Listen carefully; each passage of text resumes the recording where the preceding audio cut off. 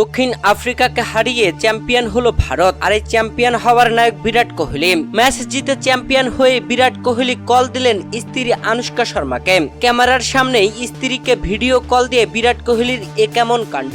দর্শক, টি-20 বিশ্বকাপের ফাইনালে দক্ষিণ আফ্রিকার বিপক্ষে খেলতে নেমে ভারত আগে টসে জিতে ব্যাটিং এর সিদ্ধান্ত নেয়। আগে ব্যাট করতে নেমে বিরাট কোহলির দুর্দান্ত 76 রানের ইনিংসের উপরে ভর করে ভারত সংগ্রহ পায় 176 রান। ফাইনাল ম্যাচে এমন টার্গেট পেয়ে দক্ষিণ আফ্রিকা শুরু থেকেই মারমুখী হয়ে খেলতে থাকে, যেখানে শেষ 5 ওভারের সমীকরণে জয় তুলেই নিচ্ছিল দক্ষিণ আফ্রিকা। 30 বলে প্রয়োজন ছিল 30 রান, তবে এই ম্যাচে শেষ ওভারে এসে প্রয়োজন থাকে 16 রান। ম্যাচটি 7 রানে হেরে যায় দক্ষিণ আফ্রিকা। দুর্দান্ত জয় তুলে নিয়ে ভারত হয়ে গেল চ্যাম্পিয়ন হয়ে ম্যাচ সেরার পুরস্কার পেয়েছেন বিরাট কোহলি। আর এরপরে বিরাট কোহলি মাঠ থেকেই স্ত্রী আনুশকাকে সরাসরি ভিডিও কল দেন। এ সময় বিরাট কোহলি স্ত্রী আনুশকাকে ফ্লাইং কিসও ছুড়ে দেন।